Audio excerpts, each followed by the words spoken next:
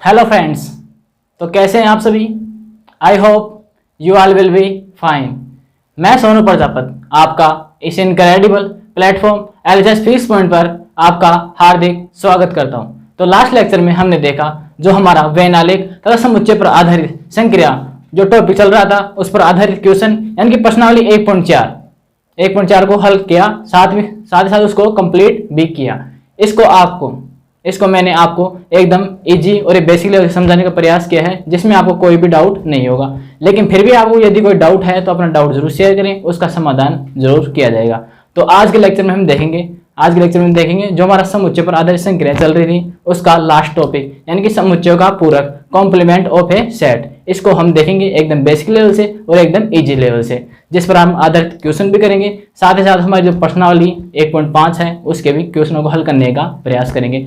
जितने क्वेश्चन आज के लेक्चर में हो सकते हैं उनको इस लेक्चर में करेंगे और शेष बचे हुए क्वेश्चन को हम अगले लेक्चर में करने का प्रयास करेंगे। तो शुरुआत करते हैं आज के लेक्चर की एक नए जोश और एक नई उम्मीद के साथ। तो कॉपी और पेन निकाल लीजिए और नजर एकदम बोर्ड पर। तो हमारा टॉपिक है आज का समुच्चय का पूरक। समुच्चय का पूरक, इंग्लिश में बोलेगा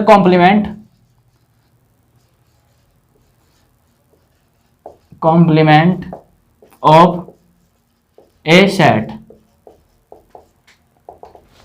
समुच्चय का पूरक कॉम्प्लीमेंट ऑफ ए सेट ये होता क्या है? जब भी हम समुच्चय पर संक्रियाओं की बात करते हैं तो वहां पर हम दो सेट लेते हैं, दो समुच्चय लेते हैं। यहां पर हम दो सेट लेंगे या दो समुच्चय लेंगे।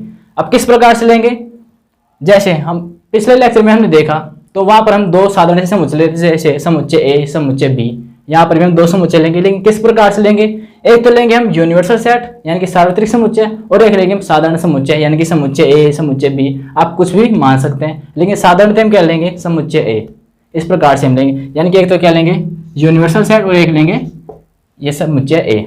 जहां पर हम जानते हैं कि समुच्चय यूनिवर्सल सेट क्या होता है? यूनिवर्सल सेट ऐसा सेट होता है जो सभी समुच्चय के लिए उपसमुच्चय का कार्य करता है, यानी कि यह ऐसा समुच्चय है जिसके दिए हुए सभी समुच्चय क्या होते हैं? उपसमुच्चय होते हैं। ये हम जानते हैं। अब किस प्रकार से करेंगे वो हम देखते हैं। जैसे पहले हम कोई यूनिवर्सल सेट ले लेते हैं। ये लीजिए हमने 1 2 3 4 5 6 7 8, ये हमने इस प्रकार से ले लिया। इसी प्रकार हम कोई समुच्चय लेते हैं। यहाँ पर हमें दो समुच्चय लेने थे, एक यूनिवर्सल सेट और एक हमारा साधारण समुच्चय। ये 2 3 4 और ये 5, इस प्रकार से हमने समुच्चय ले लिया।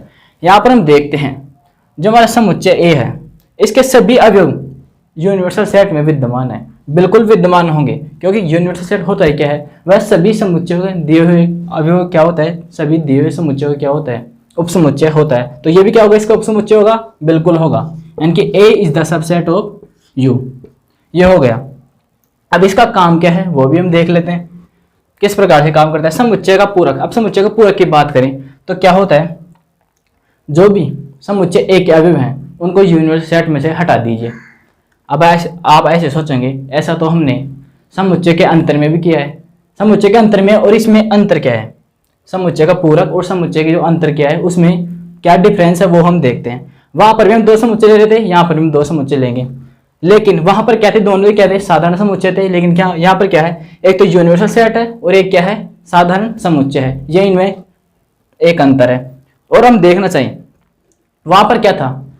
जो हमारा दूसरा समुच्चय था उसके जो कॉमन अवयवों को हम क्या रहे थे? समुच्चय ए में से हटा रहे थे या घटा रहे थे, इस प्रकार से कर रहे थे।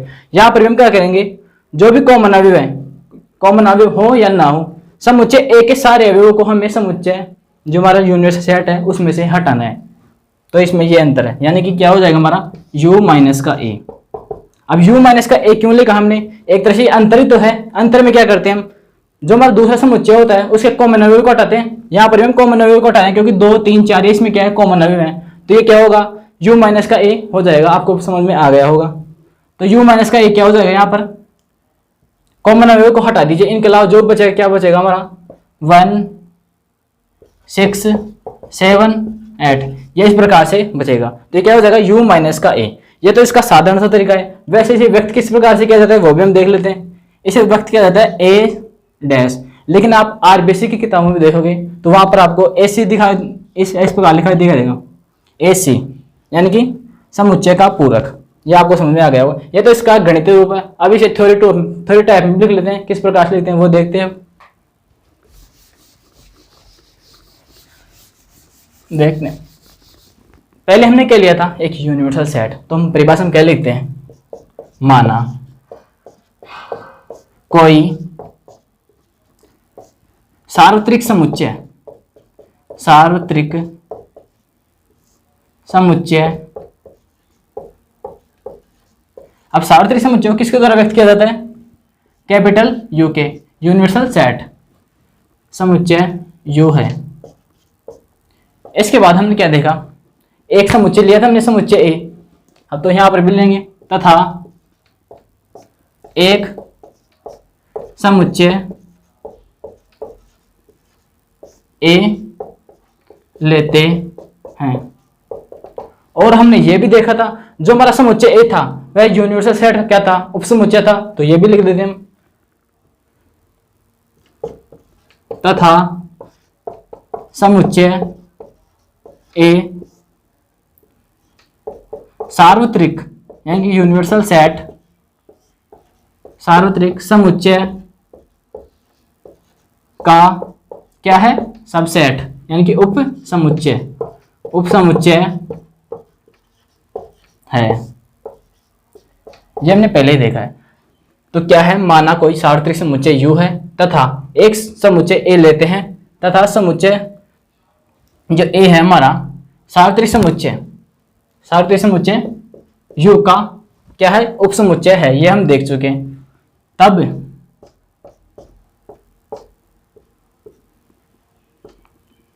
तब सार्वत्रिक,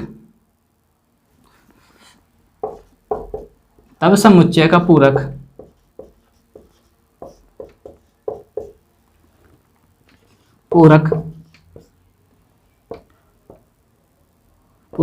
सार्वत्रिक समुच्चय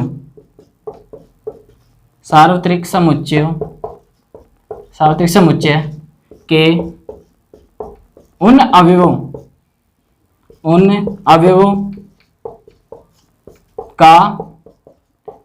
समुच्चय है जिसमें समुच्चय ए के अवयव विद्यमान नहीं है। परिभाषा क्या है, पहले हमने एक सार्वत्रिक समुच्चय लिया है U, उसके बाद हमने क्या लिया है, एक समुच्चय लिया है साधारण समुच्चय A। जो समुच्चय A है वह सार्वत्रिक समुच्चय का क्या है, सबसेट है, ये हमें पता है। तो इसके बाद हमने क्या किया है, तब समुच्चय का पूरक यानी कि हमने किसका पूरक लिया है, A का पूरक लेते क्या होगा, A डैश। समुच्चय A का पूरक सार्वत्रिक समुच्चय के उन अवयवों का समुच्चय है जिसमें समुच्चय ए के अवयव विद्यमान नहीं है। अब किस प्रकार से, वो भी हम उदाहरण के द्वारा देखते हैं, आपको समझ में शायद नहीं आया होगा। जैसे हम यूनिवर्सल सेट अभी हमने लिया है 1 2 3 4 5 6 और 7, इस प्रकार से लेते हैं। यह समुच्चय ए है हमारा, 2 3 4 या 5, इस प्रकार से हमने ये समुच्चय लेते हैं। अब इसका डैश सही है। तो परिभाषा क्या थी, यहाँ पर देखते हैं, समुच्चय का पूरक सार्वत्रिक समुच्चय के उन अवयवों का समुच्चय है जिसमें समुच्चय ए के अवयव विद्यमान नहीं है। यहाँ पर जो भी समुच्चय ए के अवयव हैं उनको हटा दीजिए। यहाँ पर समुच्चय ए के अवयव कौन कौन से हैं, 2 3 4 और 5, ये क्या है, समुच्चय ए के अवयव, तो इनको हटा दीजिए। तो वो क्या कहलाएगा हमारा 1 6 और 7, और वैसे भी क्या आता है, वही आता है। यानी कि ए के अवयव को हटाने पर जो बचेगा हमारे पास क्या आएगा, वो समुच्चय का पूरक कहलाएगा। ये आपको समझ में आ गया होगा। तो इस बारे में चलते हैं जो एग्जाम्पल्स की ओर।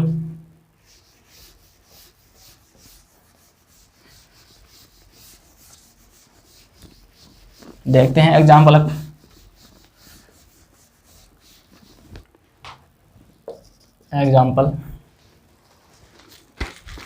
एग्जाम्पल है 20, जिसमें दिया है यूनिवर्सल सेट। अब क्या दिया है, यूनिवर्सल सेट 1 2 3 4, इसी प्रकार ये 10 तक दिया है। ए समुच्चय है हमारा 1 3 5 7 और 9, ये हमारे पास समुच्चय दिया है। तो ए डैश हमें ज्ञात करना है, इसका हमें पता लगाना है। अब किस प्रकार से करना है, ए डैश किस प्रकार से याद करेंगे, यू माइनस का ए, यानी कि जो हमारी यूनिवर्सल सेट है उसमें से समुच्चय ए के अवयवों को हटा दीजिए। अब समुच्चय ए के अवयवों को हटा दीजिए, यहाँ पर एक है, एक को भी हटा दीजिए, इसको हटा दीजिए, 3 को भी हटा दीजिए, 5 को भी, 7 को भी, 9 को, तो शेष बचे हुए क्या कहलाएंगे, हमारे ए डैश कहलाएगा। तो यहाँ पर कौन कौन से, 2 4 6 8 और 10, ये क्या हो जाएगा हमारा आंसर, यानी कि ए डैश हो जाएगा। तो आपको समझ में आ गया होगा। इसके बाद हम चलते हैं अगले एग्जाम्पल की ओर।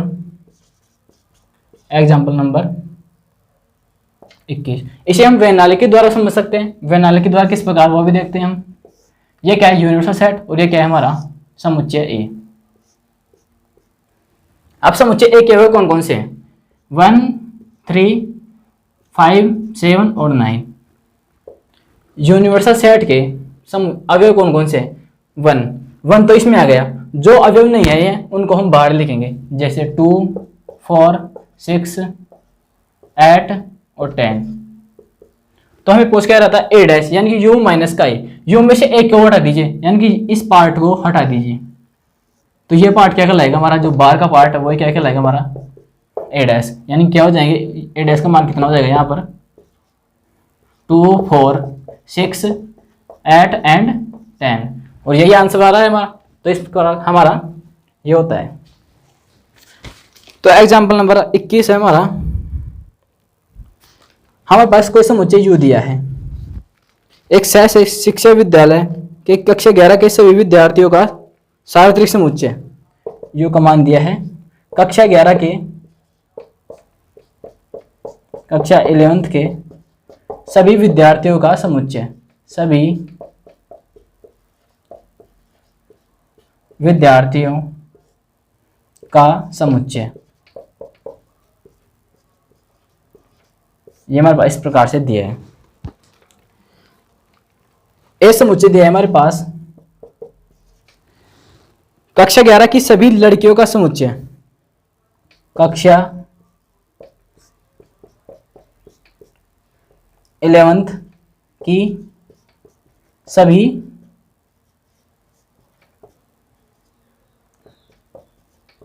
लड़कियों का समुच्चय।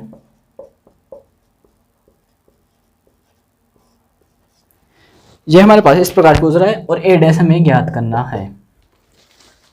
ए डैश मतलब यू माइनस का ए, यानी कि यूनिवर्सल सेट में से समुच्चय ए को हटा दीजिए, वो क्या कहलाएगा, हमारा ए डैश कहलाएगा, समुच्चय का पूरा कहलाएगा। अब किस प्रकार से करते हैं, यहाँ पर ए समुच्चय दिया है कक्षा 11 की सभी लड़कियों का समुच्चय, और हमारे पास यूनिवर्सल सेट दिया है कक्षा 11 के सभी विद्यार्थियों का समुच्चय।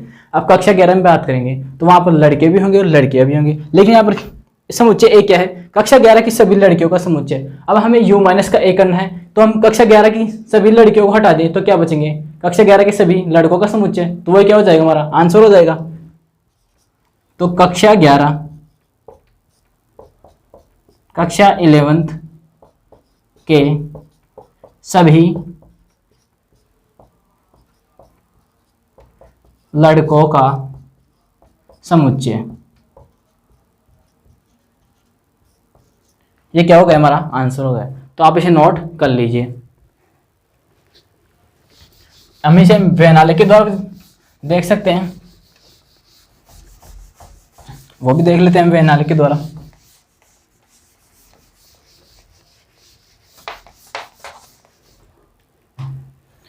जैसे ये दिया है हमारे पास u और ये समुच्चय ए, इसमें क्या है, ये हमारा समुच्चय ए है। समुच्चय ए क्या है, सभी लड़कियों का समुच्चय, यानी कि इसमें क्या आएंगी, लड़कियां, और इसमें क्या आएंगे, लड़के और लड़की दोनों आएंगे, यानी कि लड़के और प्लस लड़कियां। लेकिन यहाँ पर लड़के क्या है, कॉमन है, तो क्या आ जाएगा इसमें, u माइनस का ए क्या आ जाएगा, लड़के, यानी कि कक्षा 11 के विद्यार्थी। तो ये आपका आंसर है, तो आप इसे नोट कर लीजिए। इसके बाद में चलते हैं, एक इम्पोर्टेंट नोट है वो लिख लीजिए आप, इम्पोर्टेंट नोट। हमने अभी भी देखा कि समुच्चय ए यूनिवर्सल सेट का क्या होता है, उपसमुच्चय होता है। तो क्या समुच्चय का पूरक यानी कि ए डैश वो भी सार्वत्रिक समुच्चय का उपसमुच्चय होगा, वो देखते हैं। हमने देखा है कि ए क्या है, A is the subset of U, ये हमने देखा है। तो क्या ए डैश यू का सबसेट होगा, वो हम देखते हैं। अभी भी हमने एग्जाम्पल लिया है, एग्जाम्पल यू तो क्या था हमारा, सभी लड़कों का समुच्चय, सभी कक्षा 11 के सभी विद्यार्थियों का समुच्चय, जिसमें लड़के और लड़कियां दोनों शामिल थे। और समुच्चय ए क्या था हमारा, सभी लड़कियों का समुच्चय।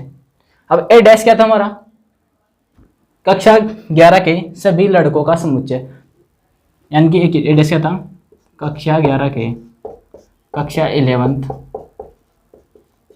सभी लड़कों का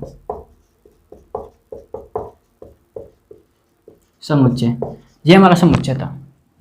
तो कक्षा 11 के विद्यार्थी, कक्षा 11 के सभी लड़के क्या यूनिवर्सल सेट में होंगे, बिल्कुल होंगे, क्योंकि यूनिवर्सल सेट में क्या क्या दिए हुए हैं, लड़के और लड़की दोनों दिए गए हैं, तो यहाँ पर लड़के तो होंगे, तो क्या हो जाएगा, ये बिल्कुल सही है। यानी कि यदि A is the subset of U है तो ए डैश भी क्या होगा, यूनिवर्सल सेट का सबसेट होगा।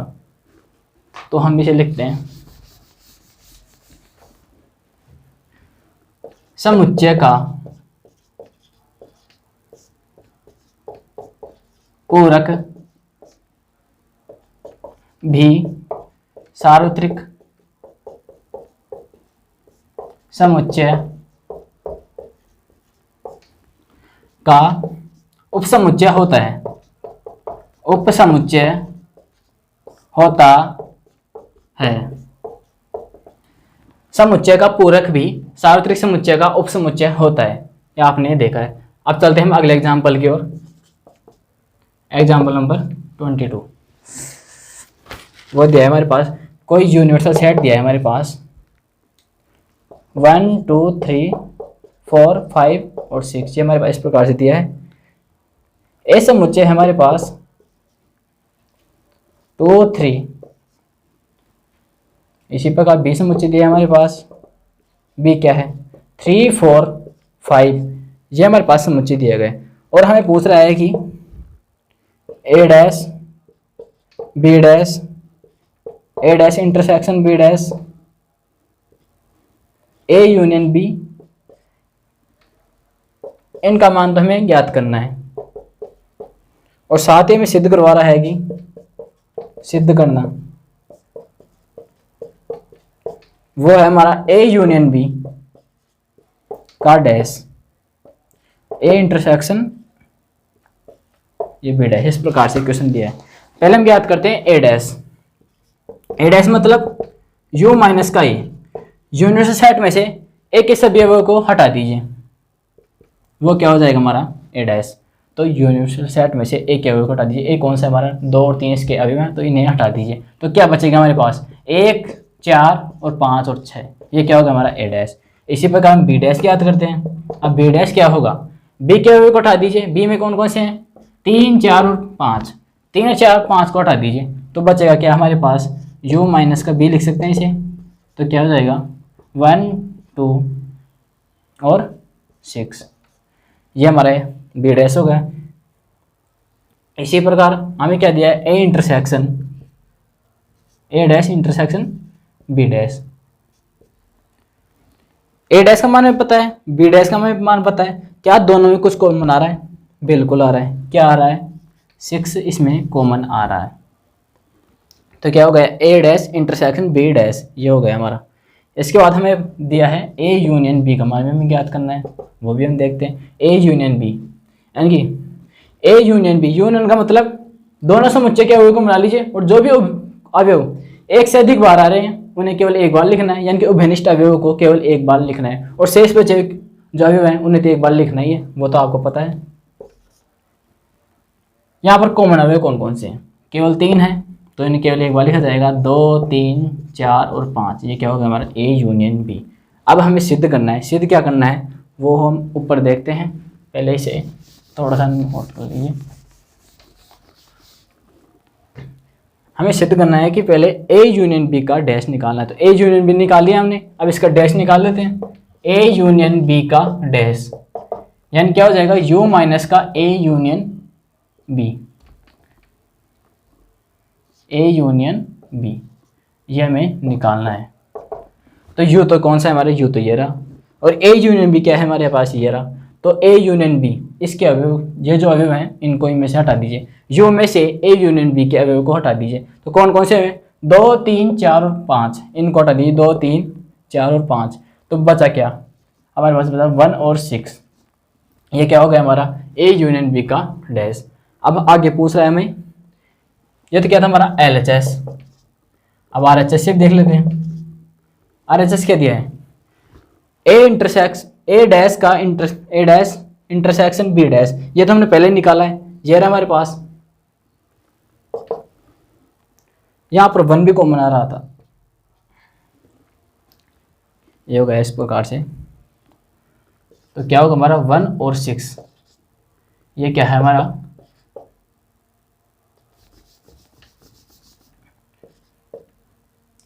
ए डैश इंटरसेक्शन बी डैश, किसके बराबर है, 1 और 6। यहाँ पर हम देखें तो हमें क्या दिखाई दे रहा है, LHS इक्वस टू RHS, यानी कि ये दोनों बराबर आ रहे हैं। तो क्या हो जाएगा, इति सिद्धम, यानी कि हैंस प्रूव्ड। तो हमने क्या क्या है, ये हमारे पास क्वेश्चन दिया था, एक तो यूनिवर्सल सेट था और 2 अन्य समुच्चय थे। पहले हमने ज्ञात करवा था ए डैश मतलब यू माइनस का ही, यू में से एक अवयव को हटा दीजिए, तो हमारे पास ये आ गया था। बी डैश इस प्रकार से आ गया था। इसी प्रकार हमें पूछ रहा था ए डैश का इंटरसेक्शन बी डैश के साथ, ये हमने निकाल लिया। इसके बाद हम पूछ रहा था ए यूनियन बी मतलब दोनों के अवयव को मिला लीजिए और जो भी कॉमन अवयव आ रहे हैं उन्हें केवल एक बार लिखना है, ये आपका हो गया। इसके बाद हमें सिद्ध करवाया था ए यूनियन बी का डैश, ए यूनियन बी हमने निकाल लिया, तो इसका डैश क्या हो जाएगा, यू में से हटा दीजिए, यू में से इन अवयव को हटा दीजिए, तो क्या हमारे पास क्या आया था, 1 और 6 आया था ये। इसके बाद RHS पक्ष था कि ए डैश का इंटरसेक्शन बी डैश के साथ, ये हम पहले निकाल चुके हैं, 1 और 6 आ रहा है। तो क्या हो जाएगा, LHS बराबर RHS, तो क्या हो जाएगा, हैंस प्रूव्ड। तो अब आगे चलते हैं हम। जो है हमारे पास अभी भी सिद्ध कराया है, जो हमें अभी भी सिद्ध करवाया है, वो एक नियम है। ये क्या है, ए यूनियन बी का dash, A intersection B dash, ये है डी मॉर्गन नियम। डी मॉर्गन नियम, ये हमारे पास नियम। अब एक ही नियम नहीं है, इसके 2 नियम है डी मॉर्गन के। दूसरा नियम क्या है हमारे पास, इंटरसेक्शन वाला भी, ये तो यूनियन का हो गया, इसी प्रकार ही इंटरसेक्शन का भी होता है, ए इंटरसेक्शन बी का डैश, तो क्या हो जाएगा, ए डैश यूनियन बी डैश। अब किस प्रकार से हल करेंगे, ए यूनियन बी का डैश, जहां पर भी यूनियन आ जाए और वहां पर ऊपर डैश आ जाए, तो क्या करना है हमें, यूनियन को इंटरसेक्शन में चेंज करना है, और डैश एक है तो वहां पर क्या हो जाएगा, 2 डैश, यानी कि दोनों पर चले जाएंगे। इसी प्रकार यहाँ पर क्या है, यहाँ पर क्या है, इंटरसेक्शन है तो किस में चेंज होगा, यूनियन में चेंज होगा, यूनियन में चेंज होगा। यहाँ पर एक डैश है तो दोनों पर डैश चला जाएगा, ये है डी मॉर्गन नियम। अब इसका हिंदी रूप में भी बता देते हैं किस प्रकार से, 2 समुच्चयों ए तथा बी का यूनियन का पूरक, यानी कि 2 समुच्चयों ए तथा बी का संज्ञा सम्मिलन का पूरक, दोनों पूरक समुच्चयों के इंटरसेक्शन के बराबर होता है। यानी कि 2 समुच्चयों ए तथा बी का संज्ञा सम्मिलन का पूरक दोनों पूरक समुच्चयों यानी कि ए डैश और बी डैश के इंटरसेक्शन के बराबर होता है। ये हमारा पहला नियम है। इसी प्रकार दूसरा नियम क्या है, 2 समुच्चयों का इंटरसेक्शन मतलब सर्वनिष्ठ, यानी कि 2 समुच्चयों ए तथा बी का सर्वनिष्ठ का पूरक दोनों पूरक समुच्चयों के संज्ञा सम्मिलन के बराबर होता है। यह है डी मॉर्गन का नियम। ये तो हमारा पूरक समुच्चय। अब इसकी प्रॉपर्टीज भी देख लेते हैं।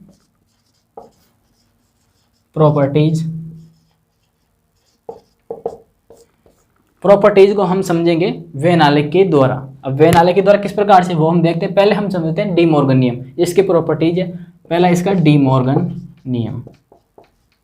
डी मॉर्गन नियम। तो पहला नियम तो क्या है, ये रहा हमारे पास ए यूनियन बी का डैश बराबर ए डैश इंटरसेक्शन बी डैश, इस प्रकार से दिया है। दूसरा नियम क्या है हमारे पास, दूसरा नियम है ए इंटरसेक्शन बी का dash A intersection union B dash, ये इस प्रकार से हमें दिया है। अब वेनाले के द्वारा किस प्रकार समझते हैं वो भी हम देखते हैं।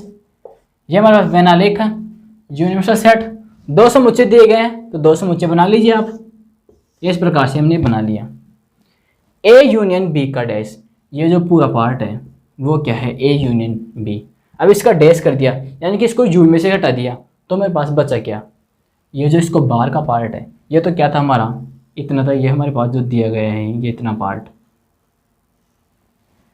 ये इतना पार्ट क्या है हमारे पास ए यूनियन बी। अब यहाँ पर पूछ रहा है ए यूनियन बी का डैश, ए यूनियन बी का डैश मतलब इस जो हमारे पास पार्ट दिया है इसको हटा दीजिए, इसके अलावा जो भी बचेगा वो क्या कहलाएगा हमारा ए यूनियन बी का डैश, यानी कि जो हमारा बाहर का पार्ट है ये हमारे पास बाहर का पार्ट दिया गया है, इसे आप मिटा दीजिए।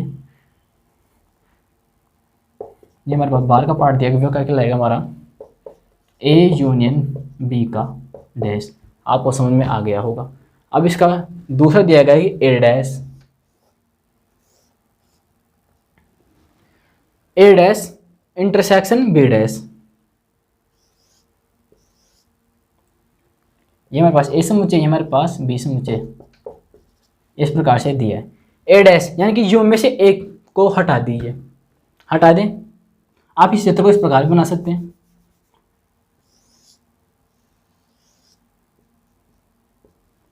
ये हमारा ए, ये हमारा बी। ए डैश मतलब यू में से एक को हटा दीजिए, इस एक को हटा दीजिए तो हमारे पास बचा कौन सा, ये बाहर का पार्ट और साथ ही साथ ये भी। और क्या पूछ रहा है बी डैश यानी कि बी को भी हटा दीजिए, इसको भी हटाना और साथ ही साथ बी को भी हटाना है, यानी कि जो इतना सा पार्ट हमारा इसको भी हटाना है और साथ ही साथ इसको भी हटाना है। तो हमारे पास बचा कौन सा, ये बाहर का पार्ट बचा, ये हमारे पास बाहर का पार्ट बचा जो इन दोनों क्या है कॉमन पार्ट है। जैसे इसको हटाया तो इसका बचा कौन सा पार्ट है, ये पार्ट बचा इतने था। इसको हटाया तो कौन सा पार्ट बचा, ये बाहर का तो बचा ही, साथ साथ ये बचा। तो इनका कॉमन पार्ट क्या होगा, जो बाहर का पार्ट है ये इन गोलों के अलावा, इन वृत्तों के अलावा जो बाहर का पार्ट है वो क्या कहलाएगा इनका ए डैश इंटरसेक्शन बी डैश, ये आपको समझ में आ गया होगा। अब इसका दूसरा है, इसका दूसरा क्या है,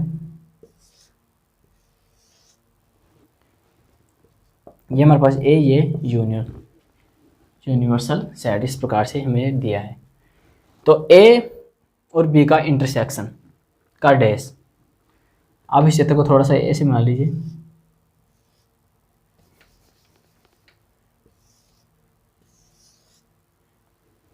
ए और बी का इंटरसेक्शन पार्ट, ये कौन सा है, ए और बी का इंटरसेक्शन पार्ट है ए इंटरसेक्शन बी। इसको यू में से हटा दीजिए, इसको हटा दिया तो इसके अलावा कौन सा पार्ट बचा, इस इतने तक को छोड़ दीजिए, जो भी बचा वो क्या कहलाएगा ए इंटरसेक्शन बी का डैश, ये कहलाएगा। इसी प्रकार हम दूसरे की बात करें, दूसरा क्या है हमारे पास,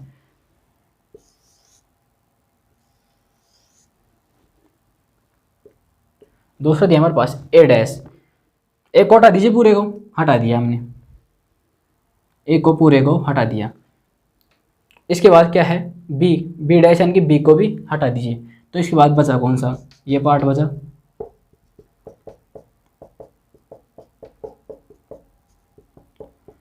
इसके अलावा भी इसका पार्ट बचा, जैसे आपने ए डैश को हटाया, आपने ए डैश को हटाया, इस क्षेत्र को भी आप इस प्रकार से बना लीजिए।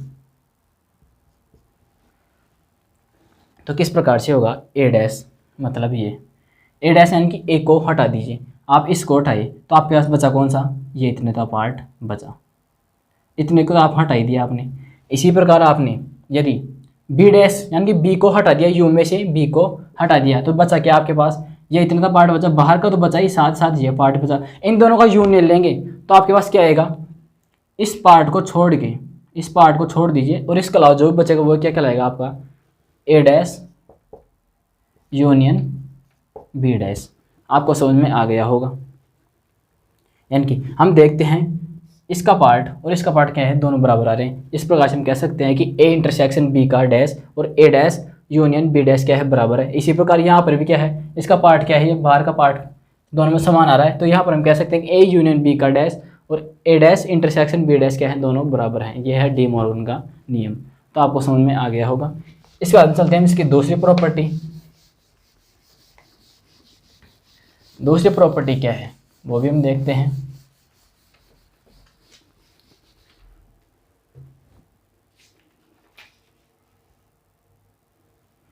दूसरी प्रॉपर्टी, जैसे पूरक समुच्चय की बात करें, पूरक समुच्चय ए यूनियन ए डैश क्या होगा, ए यूनियन ए डैश। इसको हम वेनाले के द्वारा समझते हैं।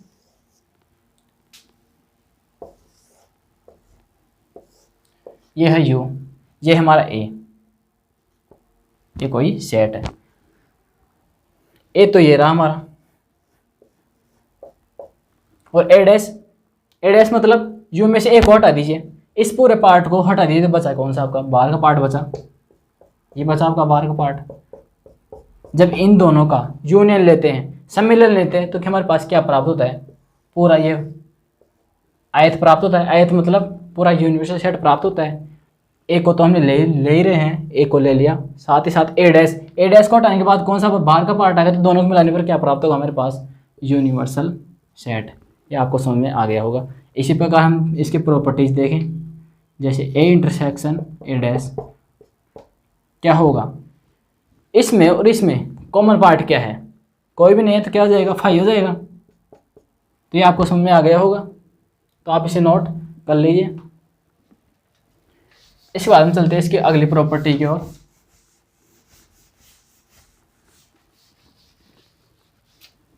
तो हमारी अगली प्रॉपर्टी है प्रॉपर्टी नंबर 3, क्या है, द्विपूरक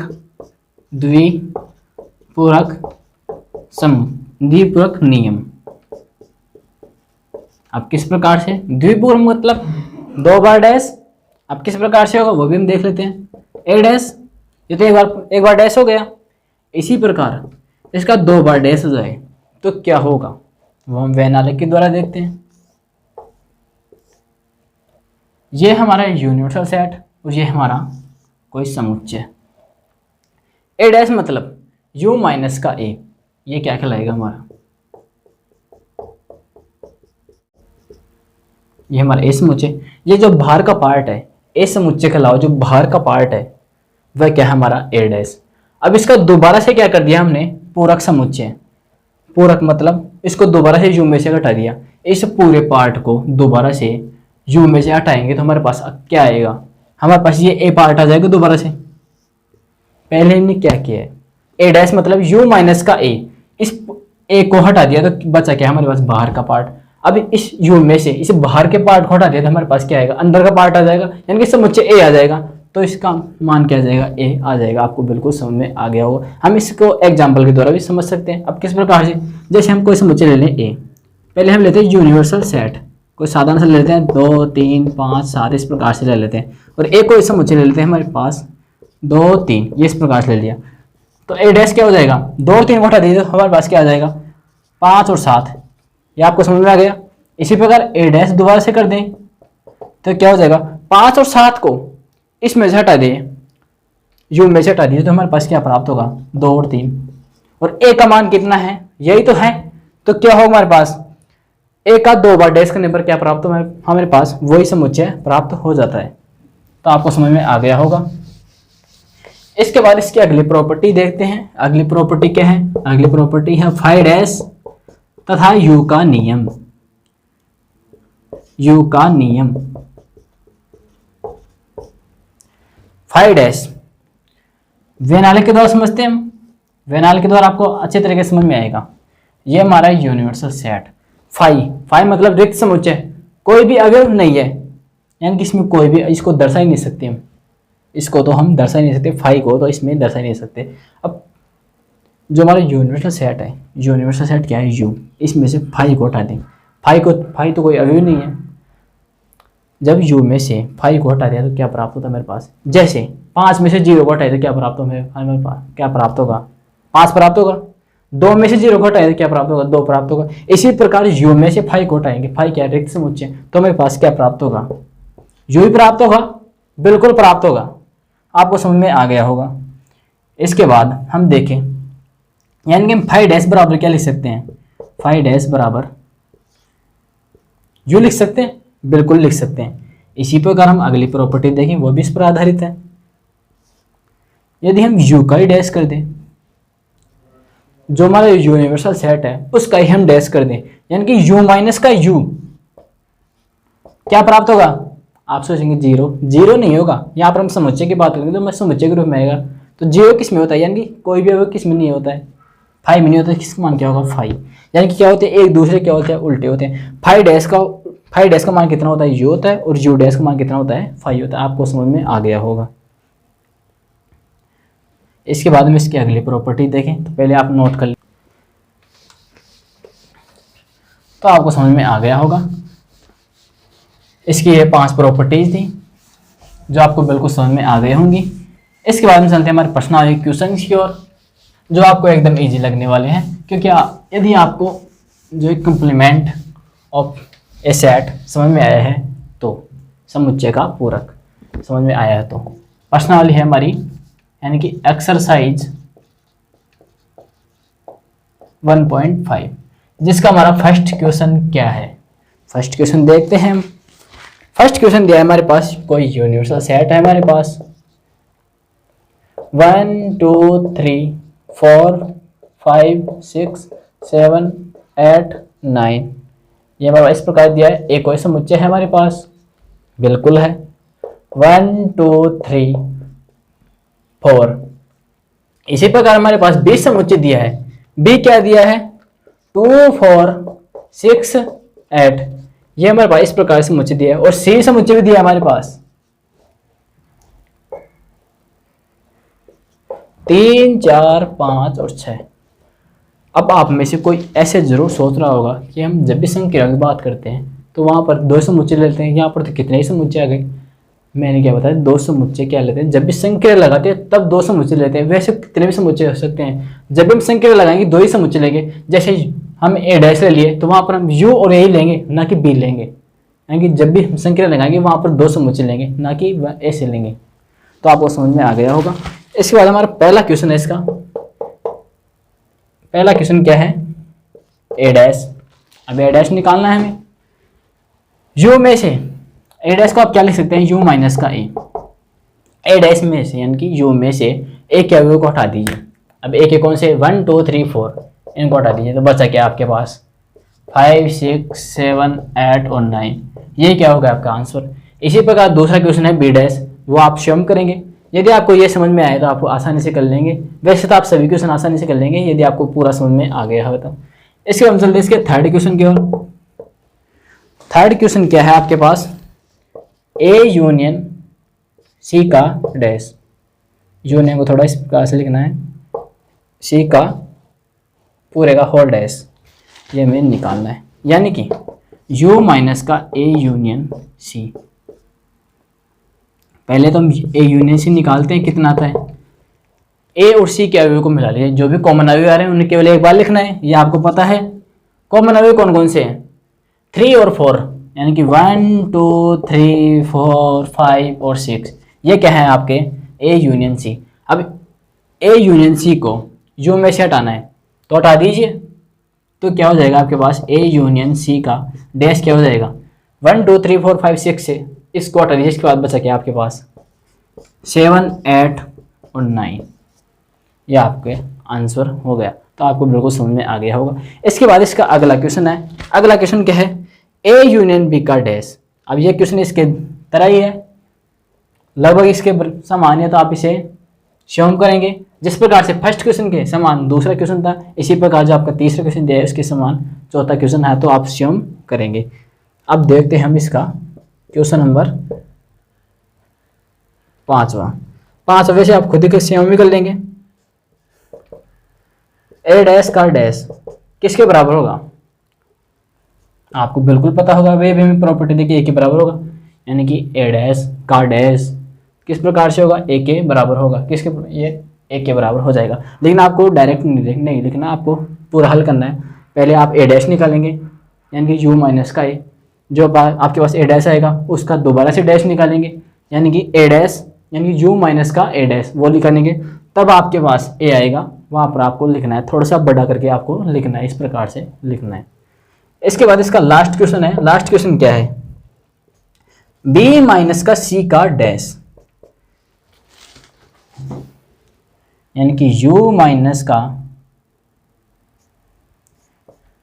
b माइनस का c, आपको ये निकालना है। अब b माइनस का c क्या बताता है, अंतर को, समुच्चय के अंतर को। समुच्चय के अंतर में होता क्या है, b के वे अवयव जो समुच्चय b में तो हैं लेकिन समुच्चय c में नहीं है। अब दूसरे तरीके से देखना चाहते क्या होगा, जो भी कॉमन अवयव आ रहे हैं उनको हटा दीजिए और फिर हम देखेंगे पहला समुच्चय क्या आ रहा है। पहला समुच्चय बी आ रहा है, तो हमें कॉमन अवयव को हटाने के बाद बी समुच्चय में देखना है, जो भी अवयव आएंगे वही क्या कहलाएगा हमारा, बी माइनस का सी। तो हम यहाँ पर लिख देते हैं बी माइनस का सी क्या होगा हमारे पास, बी के वे अवयव जो समुच्चय बी में तो है लेकिन सी में नहीं है। अब देखते हैं वो कौन कौन से, यहाँ पर 2 इसमें है नहीं है, तो ये क्या हो जाएगा हमारा, इसका अवयव हो जाएगा। इसी प्रकार 4 इसमें है तो ये नहीं होगा, 6 इसमें है तो ये भी नहीं होगा, तो क्या हो जाएगा 8। अब कोई ऐसे सोच सकता है कि हमने 3 और 4 क्यों नहीं लिया, 3 और 4 की बात नहीं करें क्योंकि हमारे पास बी दिया गया है। हमें पहले समुच्चय बी को देखना है कि ऐसे अवयव ढूंढना है जो समुच्चय बी में तो हैं लेकिन समुच्चय सी में नहीं है। तो 2 और 8 क्या है, ऐसे अवयव हैं। अब यहाँ पर हमें u माइनस का b माइनस का c ये निकालना है। अब किस प्रकार से निकालेंगे, u में से 2 और 8 को निकाल दीजिए, उनके अलावा जो भी अवयव बचेगा वही क्या कहलाएगा आपका आंसर।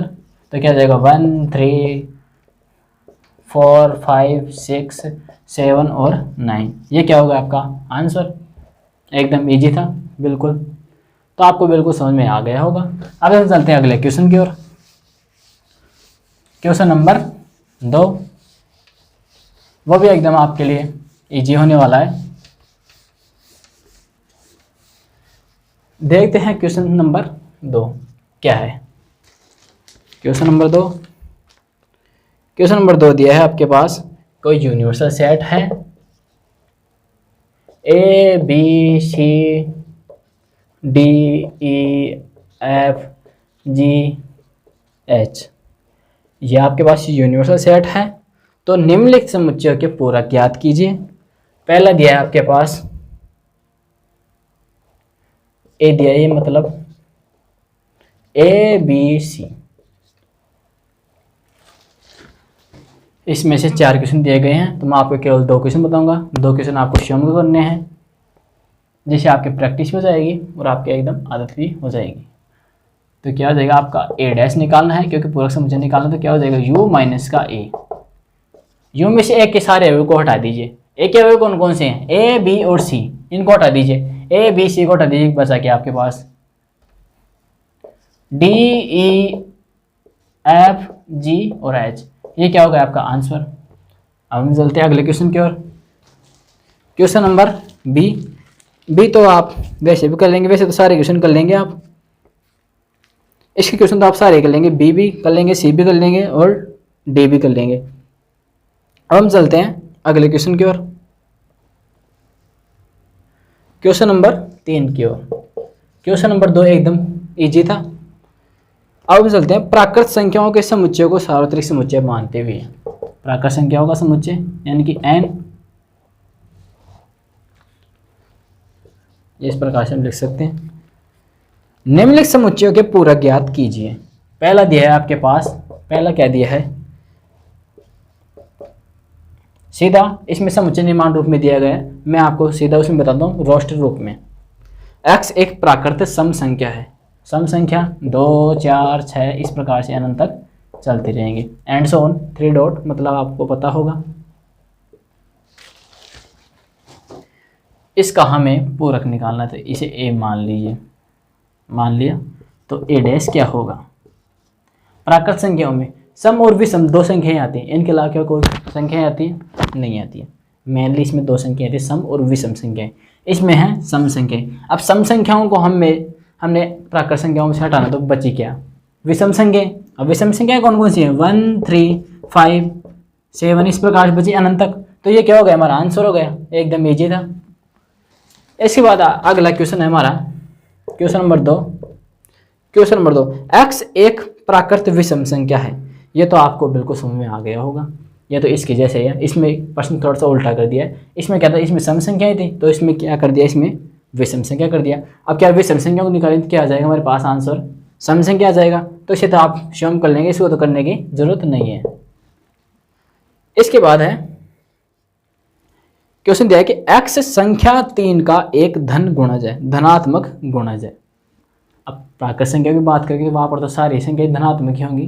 ये तो हमने धन गुणज की तो बात ही नहीं करनी है। यहाँ पर x क्या है? 3 का एक गुणज है। 3 का गुणज यानी कि 3 6 9 12 15, इस प्रकार से अनंत तक चलती रहेंगी।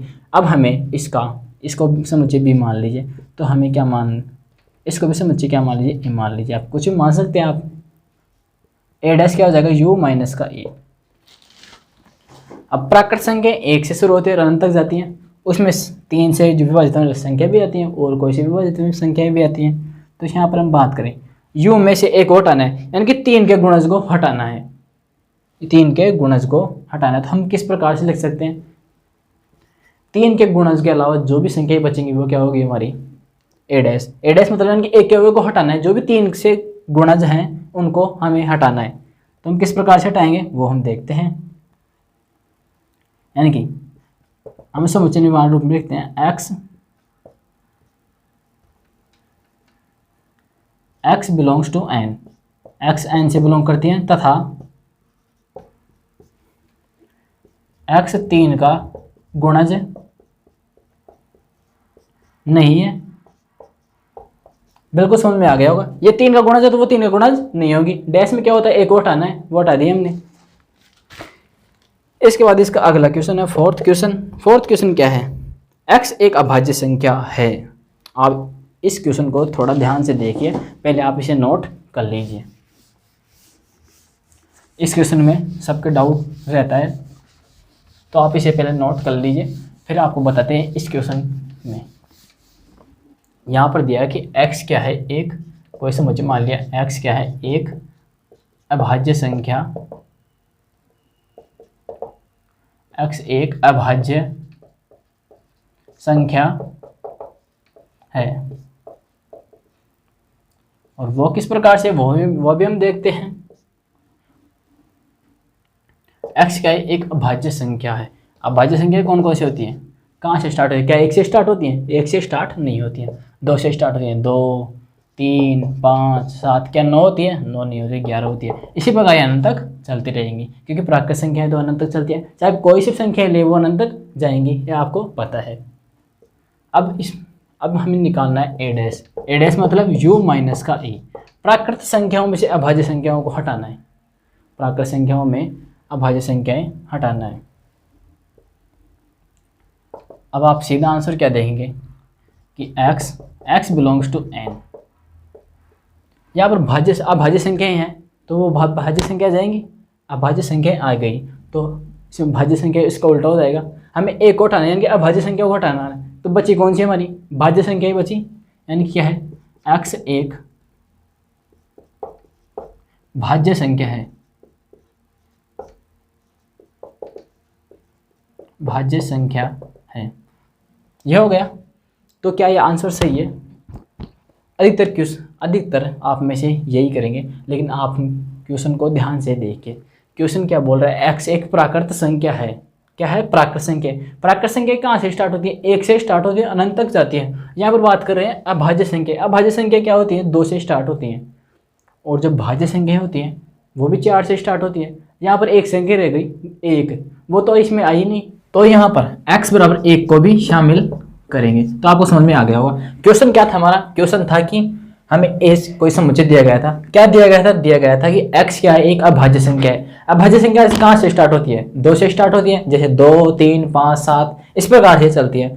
तो हमें इसका डैश लगाना था, यानी कि हमें इसे नेगेटिव बना था, ये पॉजिटिव आके दिया होता तो हम इसे नेगेटिव रूप में बनाएंगे। किस प्रकार से बनाएंगे, यहाँ पर अभाज्य संख्या दी हुई है तो यहाँ पर क्या होगा, भाज्य संख्याओं को हटा देंगे, यू में से अभाज्य संख्याओं को हटा देंगे तो बचेगी क्या बचेंगे हमारे पास बचेंगी भाज्य संख्याएं। और हम जानते हैं कि प्राकृत संख्या कहाँ से स्टार्ट होती है, 1 से स्टार्ट होती है, तो भाज्य संख्याएं तो 4 से स्टार्ट हो रही हैं और अभाज्य संख्याएं 2 से स्टार्ट हो रही है। यहाँ पर 1 तो कहीं आ ही नहीं रहा, तो यहाँ पर x बराबर 1 को भी शामिल करेंगे, तो आपको बिल्कुल समझ में आ गया होगा, तो आप इसे नोट कर लीजिए। इसके बाद हम चलते हैं अगले क्वेश्चन की ओर। अब अगला क्वेश्चन क्या बोल रहा है, अगला क्वेश्चन है इसका, क्वेश्चन कौन सा है इसका, ये है क्वेश्चन नंबर 5। अब 5 क्या बोल रहा है, 5 बोल रहा है कि x 3 और 5 से विभाजित होने वाली संख्या है, x 3 और 5 से विभाजित होने वाली संख्या है, कोई समुच्चय दिया गया है, हमें इसका a डैश निकालना है। a डैश यानी कि u में से जो हमारे पास a समुच्चय दिया गया है उसको हटाना है, तो इसको हटाएंगे तो क्या हो जाएगा, जो संख्या 3 और 5 से विभाजित हो रही है तो हम क्या कर देंगे, हम वे संख्याएं जो 3 और 5 से विभाजित नहीं होती वे हमारे क्या हो जाएंगे, समुच्चय हो जाएंगे। यानी कि x बिलोंग्स टू n तथा x 3 और 5 से विभाजित नहीं है, इस प्रकार से हम बोल सकते हैं, ये हो जाएगा हमारा। तो अगला है हमारा x एक पूर्ण वर्ग संख्या है। अब पूर्ण वर्ग संख्या क्या होती है, क्वेश्चन कौन सा है हमारा 6, पूर्ण वर्ग संख्या, पूर्ण वर्ग संख्या, पूर्ण वर्ग संख्या जिस प्रकार से हम देखें 4 किस प्रकार प्राप्त होगा, हमें 2 का स्क्वायर करते हैं 4 प्राप्त होता है, इसी प्रकार 3 का स्क्वायर करें तो क्या प्राप्त होता है हमारे पास 9, यानी कि यहाँ पर 4 और 9 क्या है, पूर्ण वर्ग संख्या है। इसी प्रकार हम कोई संख्या ले 10 क्या कोई पूर्ण वर्ग संख्या है, नहीं है, ये किसी भी संख्या का वर्ग करने पर हमें 10 प्राप्त नहीं होता है, तो हम यही कह सकते हैं कि यह हमारा पूर्ण वर्ग संख्या नहीं है। तो हम क्वेश्चन का बोल रहे हैं x एक पूर्ण वर्ग संख्या है, तो हमें एक तरह से पॉजिटिव आके दिया गया तो उसे हमें नेगेटिव रूप में बनाना है। तो हम किस प्रकार से बोल सकते हैं कि x एक पूर्ण वर्ग संख्या नहीं है, या इस प्रकार भी कह सकते हैं कि x एक अपूर्ण वर्ग संख्या है, तो आपको बिल्कुल समझ में आ गया होगा। इसके बाद है हमारा क्वेश्चन नंबर 7, x एक पूर्ण घन संख्या है। पूर्ण घन संख्या जिस प्रकार से पूर्ण वर्ग संख्या होती है इसी प्रकार पूर्ण घन संख्या भी होती है। जिस प्रकार 2 का क्यूब करें क्या प्राप्त होगा हमारे 8, इसका 3 का क्यूब करें क्या प्राप्त होगा हमारे पास 27, इसी प्रकार हम करते जाएंगे तो पूर्ण घन संख्या प्राप्त होंगे। अब मैं आपसे पूछूं क्या 20 किसी भी संख्या का वर्ग, किसी भी संख्या का घन करने पर आपको क्या 20 प्राप्त होता है, नहीं प्राप्त होता है। तो इस प्रकार से हम कह सकते हैं कि यह पूर्ण घन संख्या नहीं है, यानी कि पूर्ण घन संख्या ये है, तो हमें एक तरह से पॉजिटिव वाक्य दिया गया है तो इसे नेगेटिव वाक्य में बनाना है। अब किस प्रकार से बनाएंगे वो भी हम देखते हैं। x एक पूर्ण घन संख्या नहीं है, या इस प्रकार से कह सकते हैं कि x एक अपूर्ण घन संख्या है, तो ये हमारा समुच्चय हो जाएगा a डैश हो जाएगा। इसके बाद हमारे पास क्वेश्चन दिया गया है क्वेश्चन नंबर 8, वो भी देख लीजिए क्या दिया गया है हमारे पास, x प्लस 5 इक्वल टू 8, ये हमारे पास इस प्रकार से दिया गया है। तो अभी करना क्या है हमारे पास, पहले हमें x का मान निकालना है। यहाँ पे x प्लस 5 इक्वल टू 8 दिया हमारे पास दिया गया है, तो x का मान कितना जाएगा 3, इसका समुच्चय है जिसका अवयव क्या है 3 है। अब हमें इसका a डैश निकालना है। पूरा समुच्चय यूनिवर्सल सेट क्या है हमारे पास, प्राकृत संख्याओं का समुच्चय यानी कि n है, n क्या है हमारा प्राकृत संख्याओं का समुच्चय है, यह हो गया हमारा, यानी कि यूनिवर्सल सेट है। इसमें से x बराबर 3 को निकाल देंगे क्योंकि ये क्या है a समुच्चय है, हमें निकालना है u माइनस का a, यानी कि जो प्राकृत संख्याओं में से a को हटा दें, प्राकृत संख्याओं में a जो हमारा समुच्चय है उसको हटा दें तो हमें क्या प्राप्त होगा, a डैश प्राप्त होगा, बिल्कुल प्राप्त होगा। तो हमारा समुच्चय क्या हो जाएगा, इस प्रकार से हो जाएगा x बिलोंग्स टू n तथा x नॉट इक्वल टू 3, यानी कि 3 को शामिल नहीं करेंगे, इसके अलावा जो भी संख्याएं आएंगी उनको शामिल हम करेंगे, तो ये क्या हो जाएगा हमारा आंसर हो जाएगा। तो आप इसे नोट कर लीजिए और अगले क्वेश्चन की ओर हम चलते हैं। अब क्वेश्चन देखते हैं अगला क्या दिया है हमारे पास, क्वेश्चन नंबर 9। क्वेश्चन नंबर 9 क्या है, क्वेश्चन नंबर 9 आप स्वयं करेंगे, ये भी इसमें x का मान निकालना और आपको देखना है। इसके बाद आपका x या समुच्चय दिए गए x is greater than and equal to 7, x का मान है जो 7 से बड़ा या 7 के बराबर है, 7 से बड़ा या 7 के बराबर है। आपको निकालना है u माइनस का a कोई समुच्चय है 7 से क्या है बड़ा है, इस प्रकार से 8 9 10 इस प्रकार से होगा, यह अनंत तक चलते रहेंगे। तो आपको निकालना है u माइनस का, यानी कि इन सभी संख्याओं को निकालने के बाद कौन कौन सी संख्याएं बचेंगी, इसमें बचेंगी 1 2 3 4 5 6 यस और 7 नहीं आएगा क्योंकि 7 को यहाँ पर शामिल किया गया है, तो ये संख्याएं आएंगी इसमें। ये आपका हो जाएगा, तो u माइनस का ये इस प्रकार से हो जाएगा। इसके बाद इसका लास्ट क्वेश्चन है। लास्ट क्वेश्चन क्या है इसका, x बिलोंग्स टू n और दिया गया है 2x + 1 इज ग्रेटर देन 10। ये इस प्रकार से आपको दिया गया है। वो देखते हैं किस प्रकार से। यहाँ पर x belongs to n, x प्राकृत संख्याओं से बिलोंग करता है। यहाँ पर हम x का मान निकालेंगे पहले तो 2x ये कितना हो जाएगा 9 हो जाएगा, पक्षांतर करेंगे तो यहाँ पर एक ग्रेटर देन का चिन्ह, तो x का मान कितना जाएगा 9। यानी कि जो भी 9/2 से बड़ी संख्या होंगी वो इसमें शामिल होंगी। अब इन 9/2 से जो भी बड़ी संख्या होंगी, अब जब हम यूनिवर्सल सेट यानी कि प्राकृत संख्याओं में से निकाल देंगे तो हमें क्या प्राप्त होगा, a डैश प्राप्त होगा, बिल्कुल प्राप्त होगा। तो हमारा समुच्चय क्या हो जाएगा, a डैश के लिए a डैश हो जाएगा हमारा x बिलोंग्स टू n और x का मान क्या है 9/2 से छोटा है, यानी कि 9/2 से छोटी जो भी संख्या होंगी वो इसमें आएंगी। तो आपको बिल्कुल समझ में आ गया होगा, तो आप इसे नोट कर लीजिए। तो आपको बिल्कुल समझ में आ रहा होगा।